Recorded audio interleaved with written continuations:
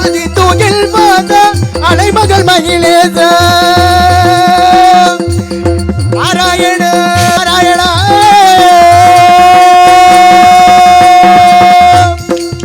ஆதி தூகில் வாச அலைகடல் மகிழேசா ஆதி தூகில் வாத அலைமகள் மகிழேச அச்சுதனே முகுந்தா ஆனந்த ஸ்ரீ வைகுந்தா அச்சுதனே முகுந்தா ஆனந்த ஸ்ரீ வைகுந்தா அச்சுதனே முகுந்தா ஆனந்த ஸ்ரீ வைகுந்தா ஓம் நமோ நாராயண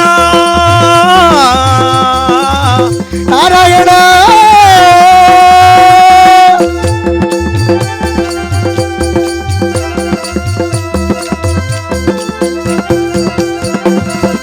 ஆதிசடேசயனா அருள்தருவாய் வாமனா உமிதனை மீட்க புண்ணிய நீ அருள்வாய் ஆதிசடேசயனா அருள் தருவாய் வாமனா பூமிதனை மீட்க புண்ணிய நீ அருள்வாய் ஆதிசடேசயனா அருள்தருவாய் வாமனா உமிதனை மீட்க புண்ணிய நீ அருள்வாய் காரண புராணனே நலம் தரும் நாரணனே காரண பூரணனே நல தரும் நாயகனே நான் வகை வேதம் தந்தே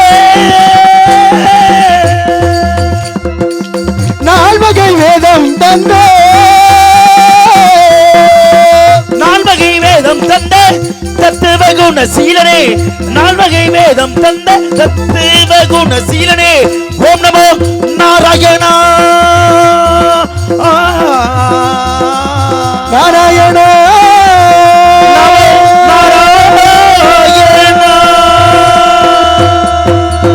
என்ன நமக்கு நமோ நாராயணா அறிவோம் நமக்கு சிருஷ்டி திதி சமகாரம் அனுகிரகம் திரோதனம் என்று கூடிய பஞ்சகத்திலேயே சிருஷ்டிகர்த்தா பிரம்மதேவனாகப்பட்ட ஒரு படைப்பதில் செய்வதற்காக சனகர் சனந்தர் சனாதனர் சனத்குமார் கூடிய சனகாதி நால்வரை தோற்றுவித்தார். ஆனால் அவர்களோ படைப்பதில் நாட்டமின்றி தவம் செய்யப்பட்டார். பிரம்மா மறுபடியும் 10 பேர்களை தோற்றுவித்தார். நாரதன் தட்ச பிரஜாபதி வசிஷ்டர் பிறகு இருது புலவர் புலஸ்தியர் ஆங்கிரசு மரிசி அத்திரி 10 பேர்களுள் நாரதன் என்று கூடிய நான் ஒருவன் மட்டும் படைப்பதில் நாட்டமின்றி தவம் செய்யப்பட்டேன். பிரம்மா அபிஷேக பிரியா சிவா அலங்கார பிரியா விஷ்ணு மோதக பிரியா விநாயகா கனிப்பிரியா கந்தான் என்பதை போல கலகப்பிரிய நாரதா என்ற நாமத்தை பெற்றவன் 30 தேவர்கள் 40 நரசிம்மார்கள் எச்சர் கிண்ணரர் கிம்ருடர் சித்தர் வித்யாதரர் திகிதேவர் இந்திரன் யமன் அக்னி நிருதி வாயு வருணன் குபேரன் ஈசானன் முதலிய அந்தரவாசிகள் யோக பூமியர் சிவகணங்கள் அத்தனைவர்களும் பொதுவானவன் அகாரத்தை உகாரத்தில் ஒடுக்கி உகாரத்தை மகாரத்தில் ஒடுக்கி மகாரத்தை நாதத்தில் ஒடுக்கி நாதத்தை மாயில ஒடுக்கி சக்தியை நாதம் நாதத்தில் விந்து விந்துவிலே சதாசிவம் சதாசிவத்தில் மகேஸ்வரன் மகேஸ்வரத்தில் சுத்த வித்தை வித்தையில வாக்கு 51 அச்சரங்கள் 81 பாதம்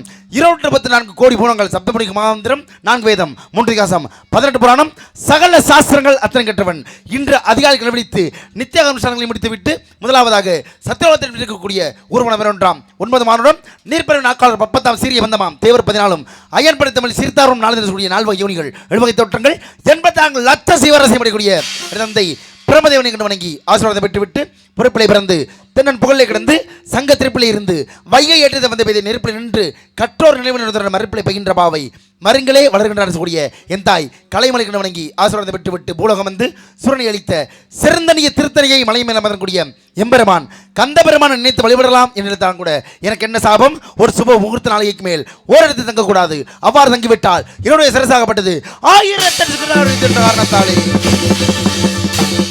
இதுவரை தான் தலை தப்பிக்க ஒரு கலகம் கூட கிடைக்கவில்லை. யாது காரணம் திகடச்சக்கர சிம்மன் சகடச்சக்கர தாமர நாயகன் அகடச்சக்கர வெண்மணி அவரை விகடச்சக்கர மெய்ப்பதம் போற்றுவோம் என்று விநாயக பெருமானை இசைபாடி வணங்கினால் கண்டிப்பாக கலகம் கிட்டும் என்பதற்கணங்க அந்த விநாயக பெருமானை செல்வ கணபதியை வணங்கிவிடலாம்.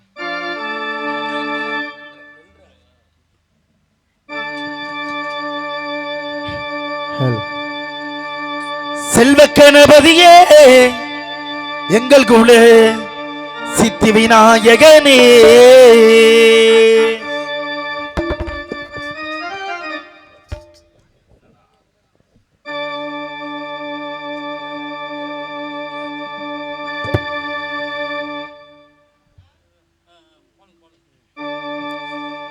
செல்வ கணபதியே எங்கள் குல சித்தி விநாயகனே செல்வ கணபதியே எங்கள் குல சித்தி விநாயகனே செல்வ கணபதியே எங்கள் குல சித்தி விநாயகனே சிவகுல தவ கொழுந்தே சிவகுல தவ கொழுந்தே எம்மை இங்கு சீருடன் ஆள்பவனே செல்வ கணபதியே எங்கள் குல சித்தி விநாயகனே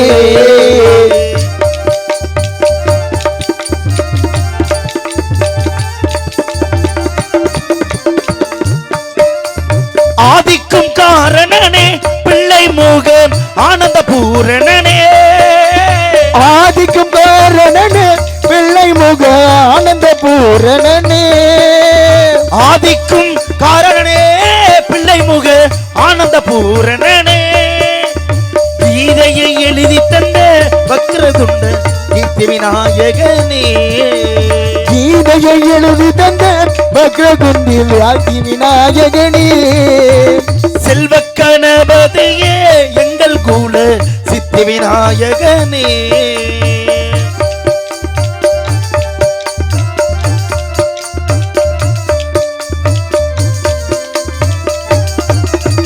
வாமனமாயவனார் வெற்றி கொள்ளும் வாழ்த்துக்கள் சொன்னவனே வாமனமாயவனார் வெற்றி கொள்ள வாழ்த்துக்கள் சொன்னவனே வாமன மாயவனார் வெற்றி கொள்ளும் வாழ்த்துக்கள் சொன்னவனே பீமனை திருத்தி வைத்து அன்பால் விமோச்சனம் செய்தவனே பீமனை திருத்தி வைத்து அன்பால் விமோசனம் கொடுத்தவனே செல்வ கணபதியே எங்கள் குல சித்தி விநாயகனே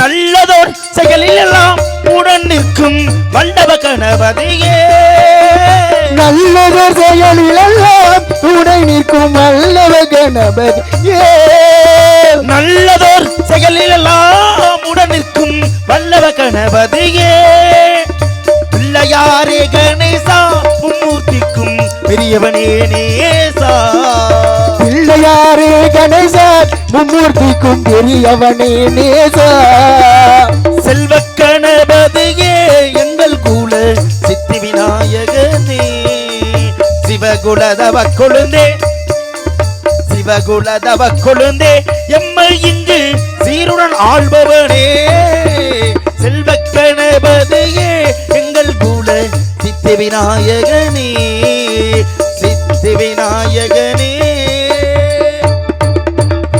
அல்லல்வோம் வல்வினைவோம் நன்றி நன்றிங்க அல்லல்வோம் வல்வினைவோம் மண்ணை வயிற்று பிறந்த தொல்லைவோம் போ துயரம்போம் நல்ல குணம் அதிகமாக மருணை கோபுரத்தில் விட்டிருக்கும் செல்வ கணபதியை கேடுதல் என்று விநாயக பெருமானை மூல முதல் கடவுள் மூத்த கடவுள் ஏழை கடவுளை வணங்கிவிட்ட போதிலும் கூட பாருங்க ஐந்தறிவுக்கு உட்பட்ட ஜீவனுக்குள்ள ஏழை பணக்காரன் என்ற பாகுபாடே கிடையாது. ஆமா, ஐந்தறிவுனா ஒரு விலங்கு மாடுன்னு எடுத்து வச்சுக்குவோம்.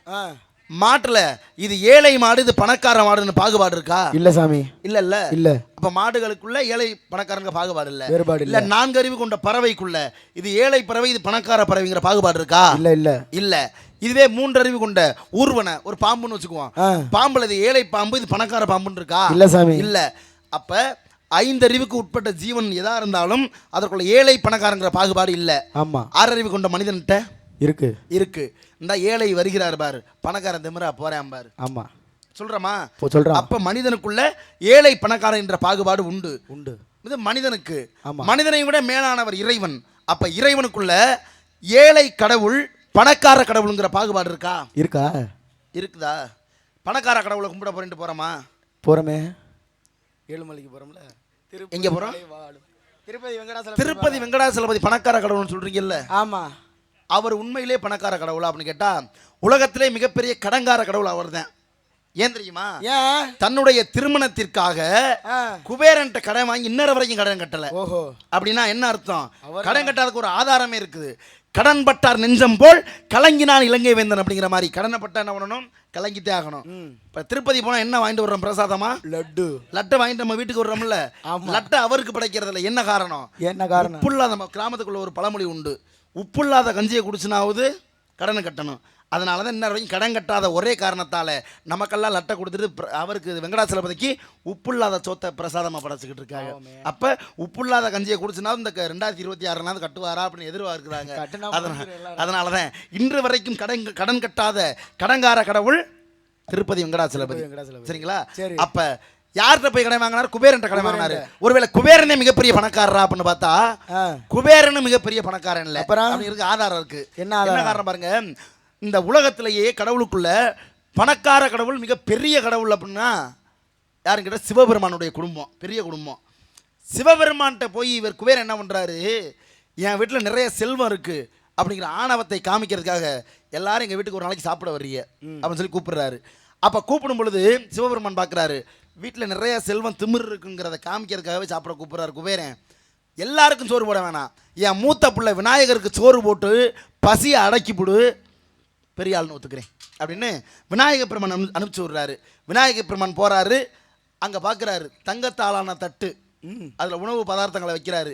விநாயகர் பெருமான் எடுத்து சாப்பிட்றாரு, பசி அடங்கலை.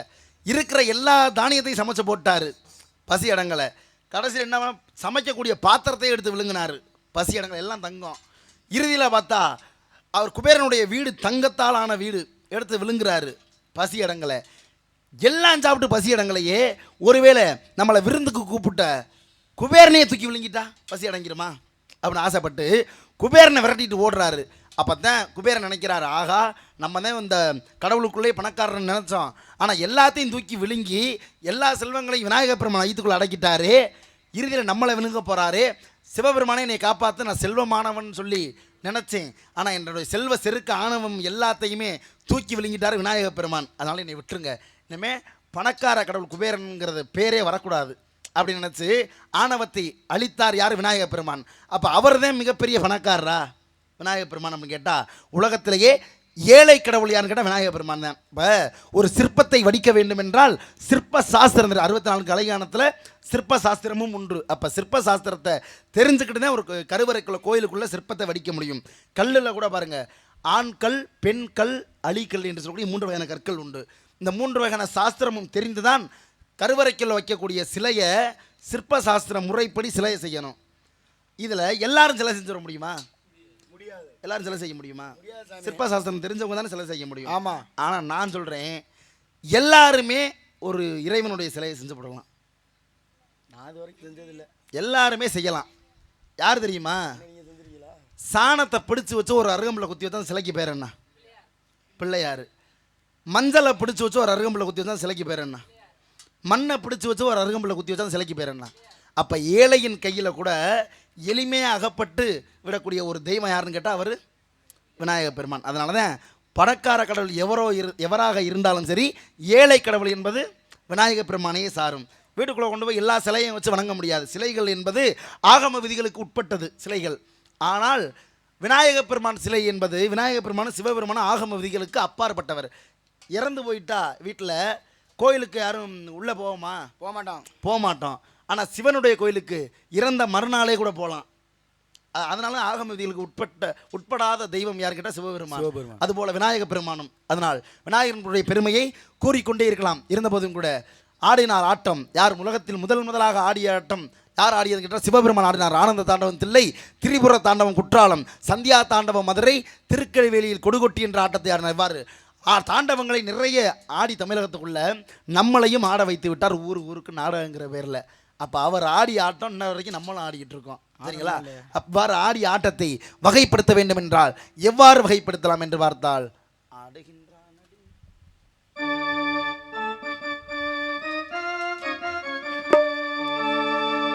ஆடுகின்றானடி தில்லையிலே அதை பாட வந்தேன் அவன் எல்லையிலே. ஆடுகின்றானடி தில்லையிலே அதை பாட வந்தேன் அவன் எல்லையிலே. திங்களும் ஆட சூளமும் ஆட, திங்களும் ஆட சூளமும் ஆட, திரிசடை மீதரு கங்கையும் ஆடுகின்றானடி தில்லையிலே.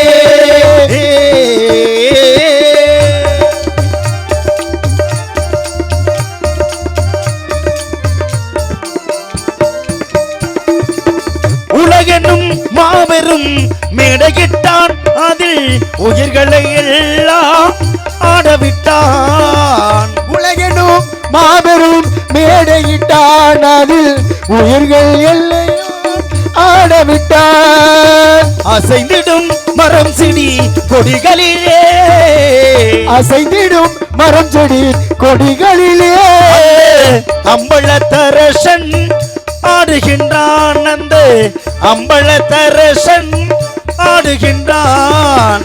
ஆடுகின்றானடி தில்லையிலே.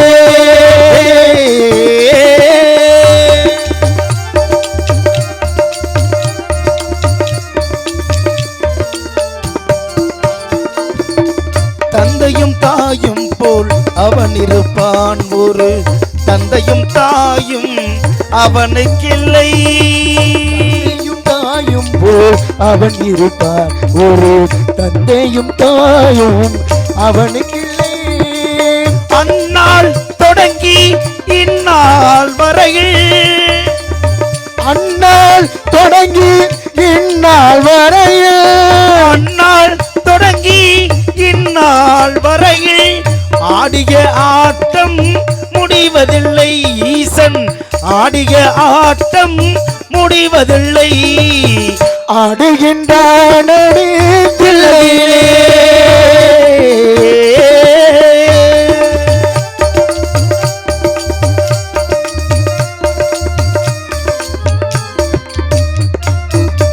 பிட்டுக்கு ஏனோ ஆசை கொண்டான், அவன் பிரம்படி தனையே வாங்கிக் கொண்டான்.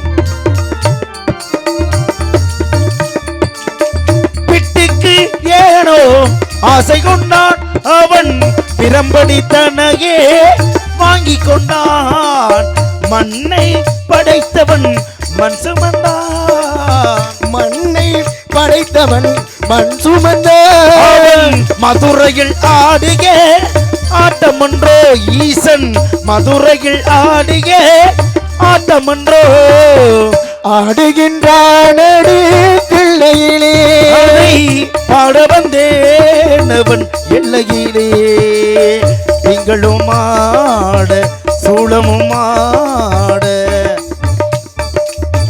திங்களும் ஆட திரிசடை மீதொரு கங்கையும் ஆட.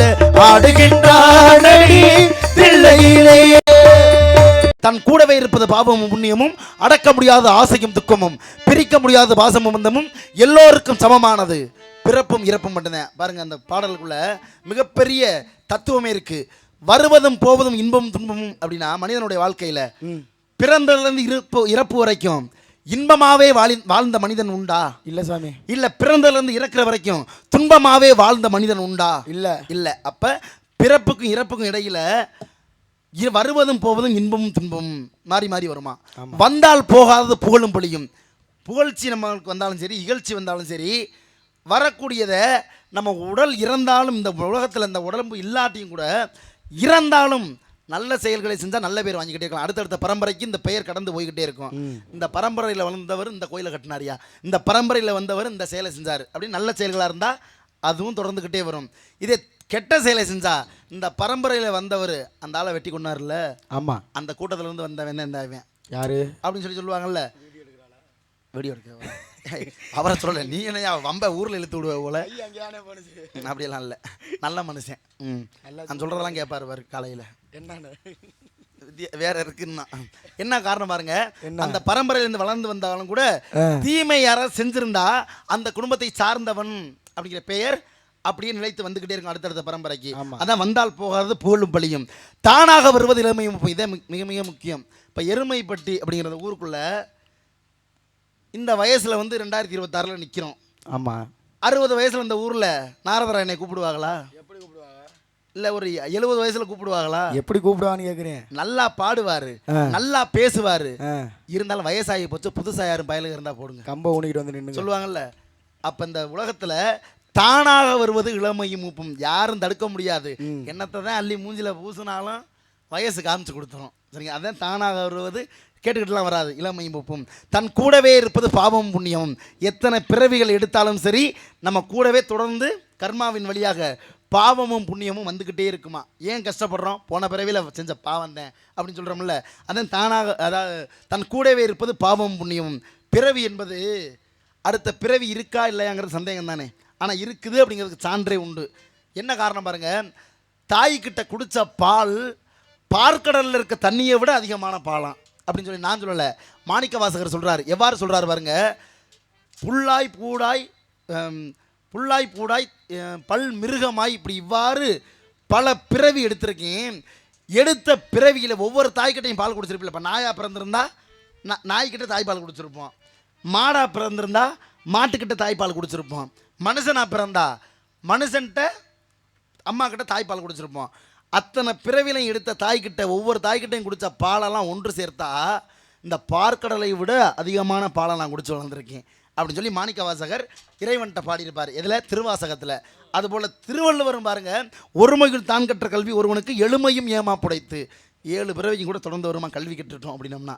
அப்போ இந்த உலகத்தில் பிறவிகள், அடுத்தடுத்த பிறவிகள் என்பது உண்டு அப்படிங்கிறத மாணிக்க வாசகம் வள்ளுவனும் அருமையாக சொல்லியிருப்பாங்க. அப்படின்னா இந்த உலகத்தில் அப்படியே தொடர்ந்து வருவது எதுன்னு கேட்டால் பாவம் புண்ணியமும், அடக்க முடியாத ஆசையும் துக்கமும், பிரிக்க முடியாத பாசம் பந்தமும், எல்லோருக்கும் சமமானது எது அப்படின்னு கேட்டால் பிறப்பும் இறப்பும் மட்டும் எல்லோருக்கும் சமமானது. பணக்காரனாக இருக்குங்கிறதுக்காக 5 மாதத்துல பிள்ளை பெற்றுக்க முடியுமா? முடியாது. இல்லை ஏழையாக இருக்குங்கிறதுக்காக வயிற்றில் அடக்கி வச்சு 15 மாதம் கழிச்சு பிள்ளை பெற்றுக்க முடியுமா? முடியாது. அப்போ பிறப்பு என்பது ஏழைக்கும் ஒரே மாதிரி 10 மாதம் தான், பணக்காரனுக்கு ஒரே மாதிரி 10 மாதம் தான். அப்போ பிறப்பு இறப்பு எப்படி சமமாகும் அப்படின்னு கேட்டால், எப்படி ஏழைக்கும் பணக்காரனுக்கு ஒரே மாதிரி சமமாக இறப்பு எப்போ வரும்? எப்போ யமதர்மன் வந்துட்டாரு, ஊருக்குள்ள எருமைப்பட்டிக்குள்ள ரொம்ப கௌரவமாக லட்சாதிபதியாக வாழ்ந்துக்கிட்டு இருக்கேன். எனக்கு என் உயிரை அடுத்த வருஷம் பிடிச்சிக்கணும், ஒரு 2 லட்ச ரூபா எமௌண்ட் தூக்கி போட்டா எடுத்துக்கிட்டு போயிடுவாரா, இல்லை உயிரை பிடிச்சிட்டு போவாரா? முடியாது, எடுத்துகிட்டு போக மாட்டார். என்ன பண்ணுவார்? உயிரை எடுத்துக்கிட்டு தான் போவார். தகுந்த நேரத்தில் நம்ம உயிரை எடுத்துகிட்டு போயிடுவார். எமனுக்கு பணக்காரங்கிற பாகுபாடு இல்லை. இதுவே ஊருக்குள்ள ரொம்ப நான் ஏழையாக வாழ்ந்துக்கிட்டு இருக்கேன், என் உசுரை அடுத்த வருஷம் பிடிச்சிக்க இந்த வருஷம் பிள்ளை குட்டிகளுக்கு சேர்த்து வச்சுக்கிறேன் அப்படின்னா கேட்பாரா? கேட்க மாட்டார். அப்போ ஏழையாக இருந்தாலும் பணக்காரனாக இருந்தாலும் பிறப்பு இறப்பு என்பது எல்லோருக்கும் சமமானது. அதனால தான் பார்த்தா இந்த உலகத்தில் பிறப்பு இறப்பும் சமமானது என்பதனை எவ்வாறு கூறலாம் என்று பார்த்தால், எவ்வாறு?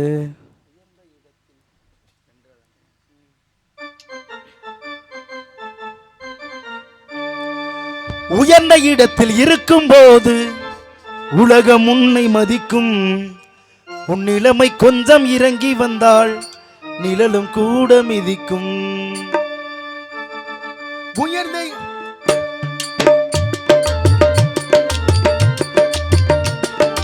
உயர்ந்த இடத்தில் இருக்கும் போது உலகம் உன்னை மதிக்கும், உன் நிலைமை கொஞ்சம் இறங்கி வந்தால் நிழலும் கூட மிதிக்கும். மதியாதார் தலைவாசல் மிதியாதே என்று மானமுள்ள மனிதனுக்கு அவ்வை சொன்னது, அது அவ்வை சொன்னது, அதில் அர்த்தம் உள்ளது. பரமசிவன் கழுத்தில் இருந்து பாம்பு கேட்டது, கருடா சௌக்கியமா? யாரும் இருக்கும் இடத்தில் இருந்து கொண்டால் எல்லாம் சௌக்கியமே, கருடன் சொன்னது, அதில் அர்த்தம் உள்ளது.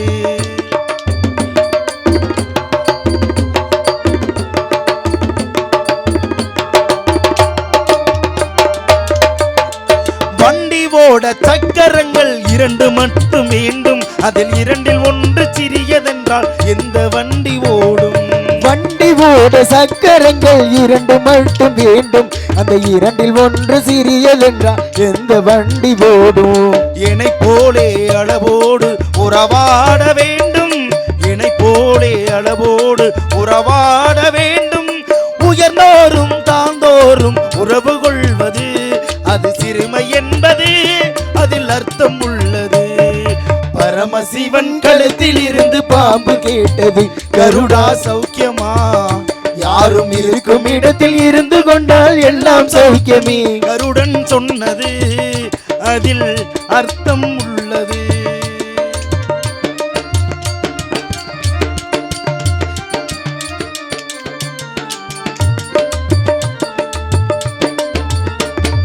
நீயும் நானும் சேர்ந்திருந்தோம் நிலவு வானம் போலே, நான் நிலவு போல தேய்ந்து வந்தேன் நீ வளர்ந்ததாலே. நீயும் நானும் சேர்ந்திருந்தோம் நிலவு வானம் போலே, நீ நிலவு போல வளர்ந்து வந்தாய் நான் வளர்ந்ததாலே. என்னுள்ளம் என்னை பார்த்து கேலி செய்யும் போது, என்னுள்ளம் என்னை பார்த்து கேலி செய்யும் போது, இல்லாதான் வாழ்வினிலே நிம்மதி ஏது? இது இறைவன் சொன்னது, அதில் அர்த்தம் உள்ளது. பரமசிவன் கழுத்தில் இருந்து பாம்பு கேட்டது, கருடா சௌக்கியமா? யாரும் இருக்கும் இடத்தில் இருந்து கொண்டால் எல்லாம் சௌக்கியமே கருடன் சொன்னது, அதில் அர்த்தம் உள்ளது. கருடன் சொன்னது, அதில் அர்த்தம் உள்ளது. நன்றி. இவ்வாறு பாடி நன்றிங்க ஐயா. இவ்வாறு பாடிக்கொண்டிருந்தால் பாடிக்கொண்டே இருக்கலாம். இருந்தபோதும் கூட இந்த இடத்தை வர்ணிக்க வேண்டும் என்றால் இப்படியாக பாடிக்கொண்டு வெள்ளிமலை சாரல் வழியாக வந்து கொண்டிருந்தாலும் செந்நிற ஒளியை கொண்டு செங்கதிரோடு சிரித்து புறப்பட மலர்கள் சிரித்தன புள்ளினங்கள் புதுத்தம்போடு செய்பாடுவங்கிற பெரிய மலை, அதன் அடிவாரத்தில் அழகு மலர் சோலை இந்த கவின்முக காட்சியுடன் தான் வெள்ளிமலை சாரல். ஞானமான என்று சொன்னீர் நாத விந்தும் கடந்து காணலை வரையும் சுட்டு கடுவெளி பரமானந்தம் தானும் இவை இரண்டும் தவிர்த்து தான் வசம் கெட்டு மோனம் கடந்தே பான் முடிந்தவன் ஞானி அவன் சொல்லக்கூடிய சித்தர்களும் யோகியர்களும் வசம் செய்யக்கூடிய வேலிமலை சாரலை வர்ணிக்க வேண்டும் என்றால் வர்ணித்துக் கொண்டே இருக்கலாம். இருந்த போதிலும் கூட பாருங்க, சேர நாடு, சோழ நாடு, பாண்டிய நாடு என்று சொல்லக்கூடிய மூன்று பெரும் நாடுகள். மூன்று பெரும் நாட்டிலையும் மலை நாடு என்ற சிறப்பு கொண்ட நாடு சங்கரதாசாமி எதை சொல்றாரு அப்படின்னு கேட்டால் தொண்டை நாட்டை சொல்றாரு. சோழ நாட்டிலிருந்து பிரிக்கப்பட்ட 20 காதவழி தூரம் கொண்ட தொண்டை நாட்டை மலைநாடு என்று சங்கரதாசாமி சொல்றாலும் கூட உண்மையிலே அதற்கும் முன்னாடி சொன்னார் ஒருத்தர், சேர நாட்டை மலைநாடு என்றார். சேர நாடுனா எந்த நாடு? கேரளா பகுதி. நம்ம தமிழகத்திலையும் பாதி வரும். அது மலையாள நீலகிரி, கொடைக்கானல், உதகமண்டலம், ஊட்டின்னு சொல்கிறோம்ல. ஆமாம். இதையெல்லாம் எதை சாரும் கேட்டால் சேரநாடு. இந்த சேரநாடை மலைநாடு என்று தொல்காப்பியர் சொன்னார். அப்போ மலைநாட்டுக்கு என்ற தனி சிறப்பு என்ன அப்படின்னு பார்த்தா, இப்போ காலையில் எழுந்த உடனேயே எல்லாரும் என்ன குடித்தா சுறுசுறுப்பாக இருப்போம்? டீ, தேநீர். வேலைக்கு போகிறோம்ல, வேலைக்கு போகிற இடத்துல சாப்பாட்டு நேரம்னு ஒன்று உண்டு. அது மாதிரி டீ டைம், தேநீர் நேரம், இடைவேளை அப்படின்னு ஒன்று உண்டு இல்லை. இந்த டீங்கிற தேநீரை யார் கண்டுபிடிச்சி நமக்கு பழக்கி விட்டது? நம்ம எப்படி சாராயம் குடிக்கிறது இல்லை குடிக்கிறது, சிகரெட்டு குடிக்கிறதெல்லாம் போதைன்னு சொல்கிறோம். அடிமை எதுக்கலாம்? டீ குடிக்கிறதும் ஒரு வகையான அடிமை தானே. இதை யார் பழக்கி விட்டது அடிமையை? யாரு? இங்கிலீஷ்காரங்களா? அப்போ நம்மளுடைய பானம் இல்லை இல்லை என்னன்னு கேட்டால், நம்ம ஆட்களுக்கு நீராகாரமும் இளநீர் இந்த மாதிரி தான் நம்ம ஆட்கள் சாப்பிட்டாங்க. அப்போ அவன் எப்போ ஒன்று வந்து நமக்கு பழக்கி விட்டான் பாருங்கள். ஆங்கிலேயன் ஆட்சி நடத்தி கொண்டிருக்கும் பொழுது தேயிலைங்கிற தேநீரை கொண்டு வந்து வெளியிலேருந்து கொண்டு வந்து தேயிலையை கொண்டு வந்து குடிச்சுக்கிட்டு இருந்தேன். பிறகு எதிர்பார்த்தேன், ஏன் நம்ம வெளியிலேருந்து கொண்டு வந்து குடிக்கணும், பேசாமல் தேயிலைங்கிற பயிரை கொண்டு வந்து நம்ம இங்கே நட்டு வச்சிட்டோம்னா அப்படின்னு முடிவு பண்ணி ஒவ்வொரு இடத்துலையும் நட்டு பார்க்குறேன், அழுகி போகிறது. அப்போ தான் மலை பிரதேசம் எங்கேன்னு பார்த்து ஊட்டி, கொடைக்கானல், நீலகிரி இதெல்லாம் தேர்வு பண்ணி அந்த இடத்துல நட்டு வச்சுட்டேன். அப்போ இங்கே நட்டு வச்சதுக்கப்புறம் வேலைக்கு போகிறது யார் போகிறது? நம்ம ஆட்கள் தானே போகணும். வேலைக்கு போகும்போது நம்ம ஆட்கள்கிட்ட இதுக்கு பேர் தான் தேயிலைங்கிற டீ, இதை குடிச்சிங்கன்னா சுறுசுறுப்பாக இருப்பீங்கன்னு பழக்கி விட்டாச்சு. பழக்கி விட்டான்ல. அப்போ தேயிலைங்கிற பயிரை நடுவதற்கு முன்னாடி அங்கே என்ன பயிர் நடப்பட்டது அப்படின்னு கேட்டால், நம்ம தமிழர்கள்லாம் எதை நட்டு வச்சுருந்தாங்க? தென்னை மரத்தை நட்டு வச்சுருந்தாங்களாம். அப்போ தென்னை மரத்தெல்லாம் அழிச்சிட்டு அவன் தேயிலைங்கிறத நட்டு வச்சுட்டேன். அவன் சுதந்திரத்தை கொடுத்துட்டு போயாச்சு. ஆனால் இன்று வரைக்கும் தேயிலை அழிச்சிருக்கமா? இல்லை. அவன் நட்டு வச்சுட்டு போனதுக்கப்புறம் இன்னொரு வரைக்கும் அதை அழிக்காமல் வச்சுருக்கமே என்ன அர்த்தம்? நம்ம அடிமை ஆகிட்டோன்னு அர்த்தம். அப்போ நியாயமாக பார்க்க போனோம்னா அவன் நம்ம தென்னை மரத்தை அழிச்சிட்டேன் போயிட்டேன், திருப்பி நம்ம தேயிலை அழிச்சுப்பட்டு தென்னை மரத்தை நட்டு வைக்கிறதா நியாயம். அதே முறை 1830ஆம் ஆண்டு நடப்பட்டது. இன்றைக்கி 2026 வரைக்கும் நம்ம அழிக்கலை. என்ன காரணம்? யாரெல்லாம் இப்போ டீ குடிக்கிறாங்களோ அவங்கெல்லாம் ஆங்கிலேயனுக்கு அடிமைன்னு அர்த்தம். இனிமேல் குடிப்பிய யார் டீ குடிக்கிறோமோ எல்லாருமே ஆங்கிலேயனுக்கு அடிமை. நான் பால் குடிச்சிட்டு வந்தேன். ஏய், நான் பால் குடிச்சு வந்தேன், வந்து பாரு. யாருக்கிட்ட? ஐயோ. அதனால் தென்னை மரத்தை அவர்கள் அழித்தாலும் கூட தென்னங்கீற்றை வர்ணித்து விடலாம் இவ்விடத்தில் என்ற காரணத்தாலே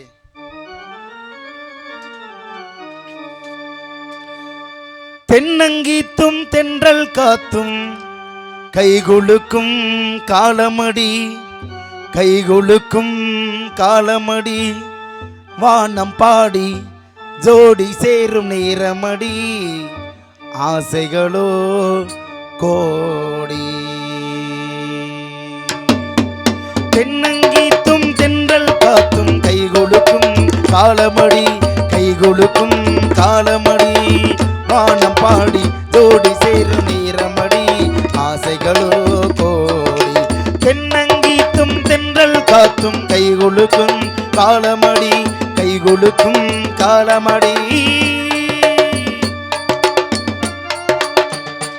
ஹலோ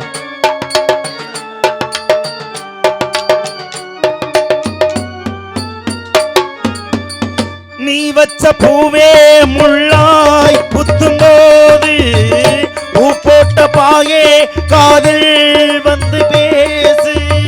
நீ வச்ச பூவே முள்ளாய் கொத்தும் போது நீ போட்ட பாயே முள்ளாய் கொத்தும் போது நீ வச்ச பூவே முள்ளாய் குத்தும் போது பூ போட்ட பாயே காதில் வந்து பேசு. ஏன் இந்த தாபம் ஆளான பாவம் இந்த பாசம் ஆளான மோகம் நீ தீண்டும் நேரம் தாகங்கள் தீரும் மண்ணாத்தி பாறைக்கு வர வேண்டும் நாளைக்கு மண்ணாத்தி பாறைக்கு வேண்டும் நாளைக்கு போகும் வழி காத்திருக்கு பூவெல்லாம் யாருக்கு லா லா லா லா லா லா. தென்னங்கீத்தும் தென்றல் காத்தும் கைகொடுக்கும் காலமடி கைகொடுக்கும் காலமடி.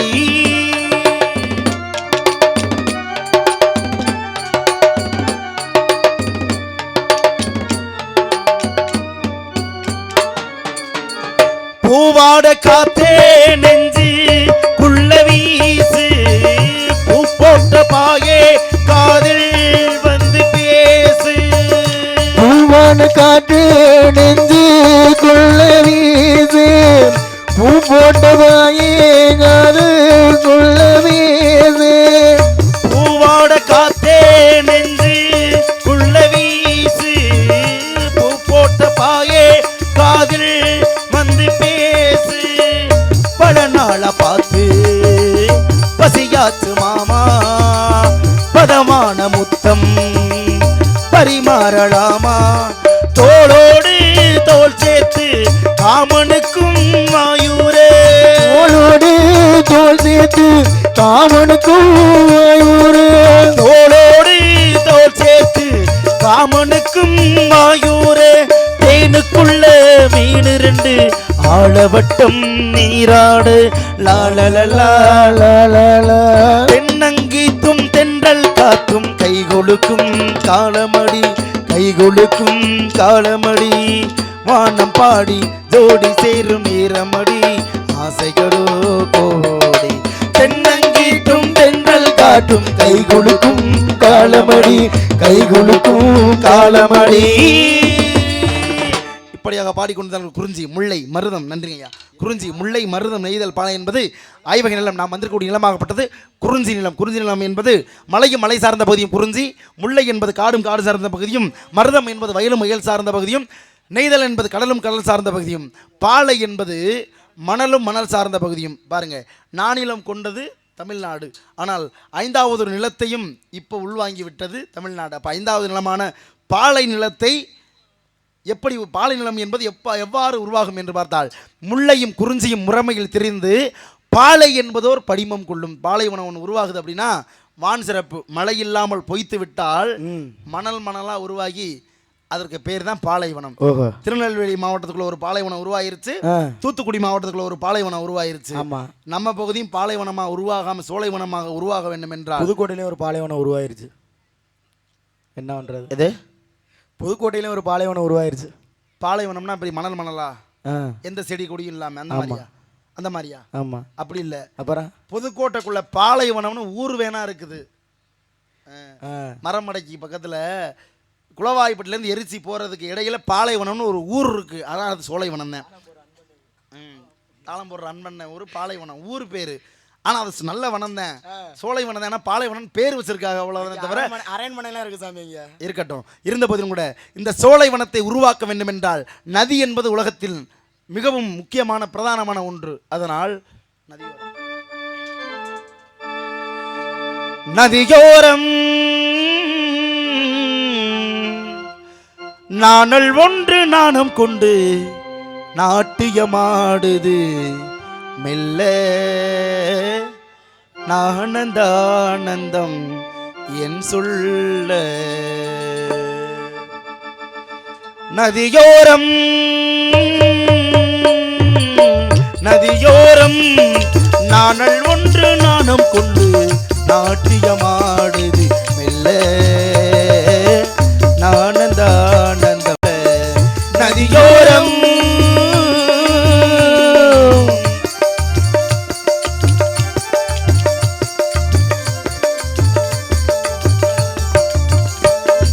வெண்ணிற மேகம் வான் தொட்டிலை விட்டு ஓடுவதென்ன, மலையை மூடுவதென்ன.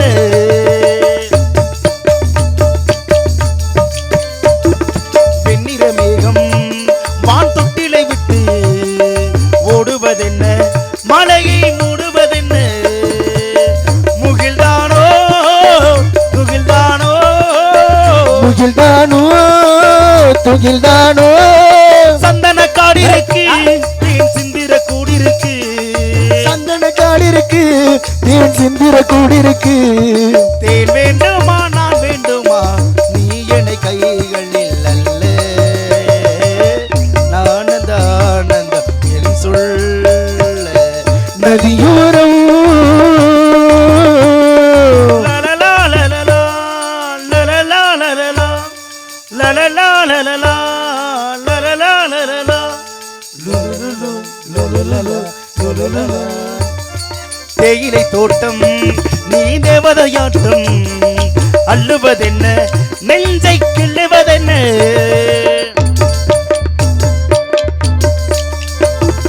தேயிலை தோட்டம் நீ தேவதையாட்டம் அள்ளுவதென்ன, நெஞ்சை கிள்ளுவதென்ன. பனி தூவும் பசும்புள்ளே பனி தூங்கும் பசும்புள்ளே. மின்னது உன்னாட்டம் நல்ல நித்திரை பொன்னாட்டம், இன்னது உன்னாட்டம் நல்ல நித்திரை பெண்ணாட்டம். கார்காலத்தில் ஊர்கோலத்தில் காதலன் காதலி செல்ல ஆனந்தானந்தம் என் சொல்ல. நதியோரம் நதியோரம் நீயும் ஒரு நாணல் என்று நூலிட என்னிடம் சொல்ல ஆனந்தானந்தம் என் சொல்ல.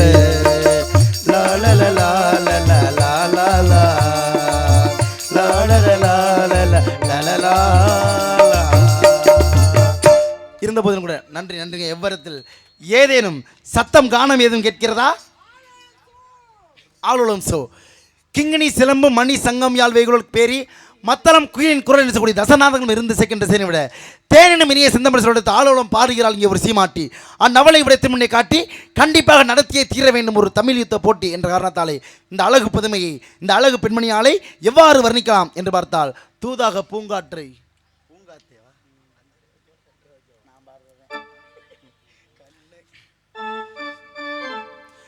பூங்காத்தே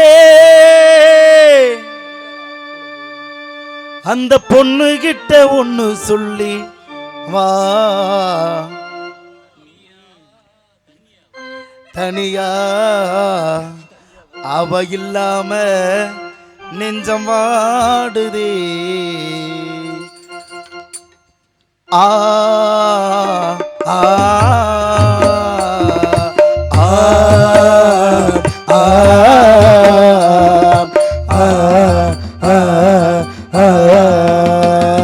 பூங்காத்தே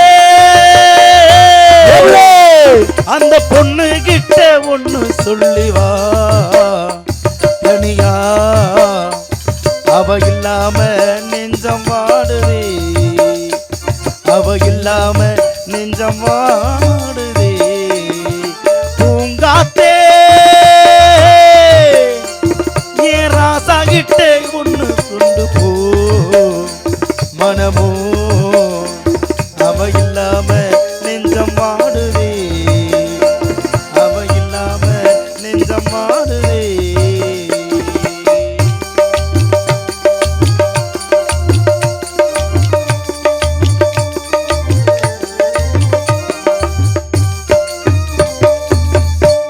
தென்மலை காத்து வீசிறபோது ஏழை பணக்காரன் என்று பார்ப்பதில்லையே. தென்மலை காத்து வீசிறபோது ஏழை பணக்காரன் என்று பார்ப்பதில்லையே. நெஞ்சில காதல் பொங்குற போது ஜாதி மதம் பார்த்துக்கிட்டு பொங்கவில்லையே. நம்ம பிரிக்கும் சத்தையே இங்கு எங்கும் இல்ல, காத்த புடிச்சு கையிலே வைக்காலும் இல்ல, கத்தி காவல் மீறி ஆவல் ஓடுதே. பூங்காத்தே அந்த பொண்ணு கிட்ட ஒண்ணு சொல்லுவா, தனியா அவ இல்லாம நெஞ்சம் வாடுதே, அவ இல்லாம நெஞ்சம் வாடுதே.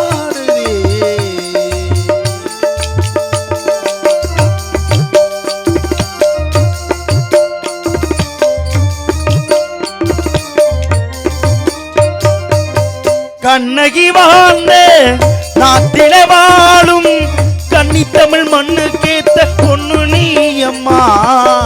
கண்ணகி வாழ்ந்த நாட்டில வாழும் கன்னி தமிழ் மண்ணு கேத்த பொண்ணு நீ அம்மா. 1000 ஜென்மம் நான் எடுத்தாலும் உன்னை விட்டு இன்னொரு பெண்ணை உள்ளோ ஏற்குமா. செல்வம் இருக்கும் வீட்டிலே நல்ல உள்ளம் இல்ல, உள்ளம் இருக்கும் வீட்டிலே நல்ல செல்வம் இல்ல, இனி காவல் மீறி ஆவல் ஓடுதே. பூங்காத்தே அந்த ராசா கிட்ட என்ன கொண்டு போ, மனமோ அவ இல்லாம நெஞ்சம் வாடுதே, அவ இல்லாம நெஞ்சம் வாடுதே. ஆ ஆ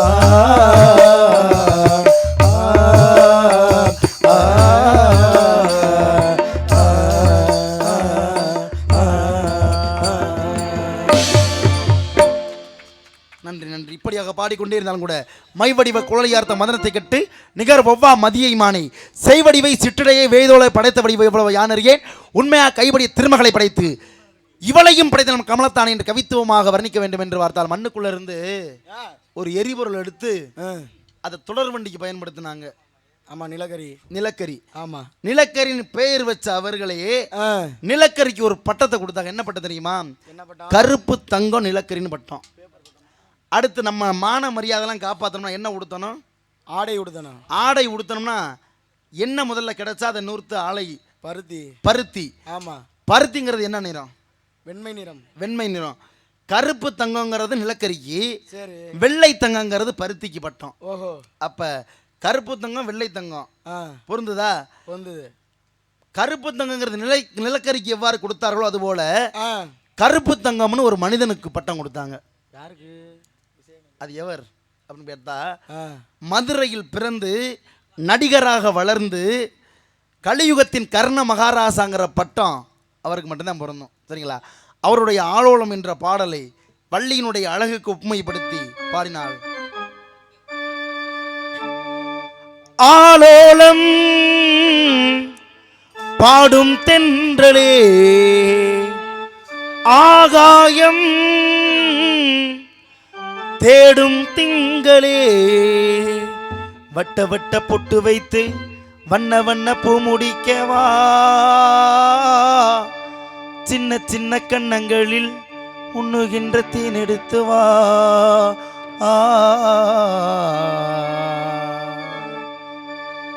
ஆளோலம் பாடும் தென்றலே ஆகாயம் தேடும் திங்களே வட்ட வட்ட பொட்டு வைத்து வண்ண வண்ண பூ முடிக்கவா சின்ன சின்ன கண்ணங்களில் உண்ணுகின்ற தேன் எடுத்து வா. ஆளோலம் பாடும் தென்றலே ஆகாயம் தேடும் திங்களே.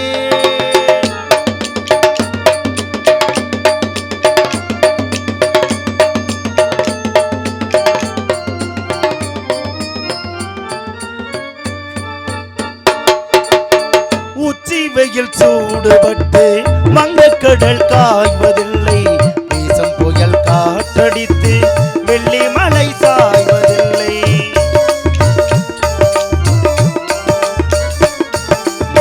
சந்திரனை போல இங்கு சூரியனும் தேய்வதில்லை, மானிடரை போல இங்கு காதல் என்றும் ஆய்வதில்லை. நேசமனம் சேர்ந்திருக்க காசுபணம் கேட்குமா, பேசுகின்ற வேதமெல்லாம் பாசங்களை தாக்குமா. வாழலாம் கூடவா, வாழலாம் கூடவா, நாளெல்லாம் நான் கூடும் பூவே, ஆளோளம் பாடும் தென்றலே, ஆகாயம் தேடும் திங்களே.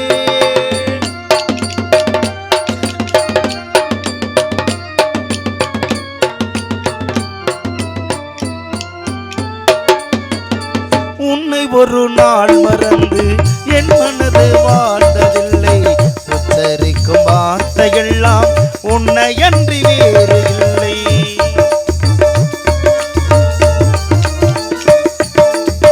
உன்னை ஒரு நாள் மறந்தும் என் மனது வாழ்ந்ததில்லை, உச்சரிக்கும் வார்த்தையெல்லாம் உன்னை அன்றி வேறு இல்லை. பொன்னை அள்ளி நான் கொடுக்க என்னிடத்தில் ஏதுமில்லை, என்னை அள்ளி நான் கொடுத்தேன் உன்னுடைய கைகளிலே. கண்கள் ரெண்டு காதல் என்னும் கோட்டை கட்டி வாழ்கிறேன், ஊரறிய மாலையிட்டு உன்மடியில் சேர்கிறேன். காலமே கூடவா, காலமே கூடவா, மார்பிலே நான் மஞ்சம் போட. ஆளோளம் பாடும் தென்றலே, ஆகாயம் தேடும் திங்களே, வட்ட வட்ட பொட்டு வைத்து வண்ண வண்ண பூ முடிக்கவா, சின்ன சின்ன கண்ணங்களில் உண்ணுகின்ற தேனெடுத்து வா. ஆளோளம் பாடும் தென்றலே, ஆகாயம் தேடும் திங்களே. இவ்வாறு பாடிக்கொண்டுதான் கூட திரை இசை பாடலை உட்புகுத்தி பாடுவதை விட சங்கரதாசாமி இந்த பெண்மணியாளை எவ்வாறு பாடுகிறார் என்று பார்த்தால் எப்படி சுந்தரம் நிறைந்த தும்பும் பொன் சிறந்த மங்கை இவள், எந்த உலகிங்கு ஏன் வந்தாள். பொன்சி வந்த மங்கை இவள், இந்த உலகிற்கு ஏன் வந்தாள். அந்தர மிகுந்த தேவர் துந்திபி முழங்கி வரும், அந்தர மிகுந்த தேவர் துந்திபி முழங்கி வரும், இந்திரன் வணங்கும் எங்கள் கந்தசாமி கேதகுந்த, இந்திரன் வணங்கும் எங்கள் கந்தசாமி கேதகுந்த. சுந்தரம் நிறைந்த தும்பும் பொன் சிறந்த மங்கை இவள், எந்த உலகிங்கு ஏன் வந்தார், ஏன் வந்தார், ஏன் வந்தார். யானை வரும் பின்னே மணி யோசை வரும் முன்னே என்கிறாங்க, மணி ஓசை வரும் எவ்வாறு என்று சிந்திப்போம். சந்தித்து சிந்தித்து பல விஷயங்களை பேசுவோம் ஆடவரிடம். நாராயண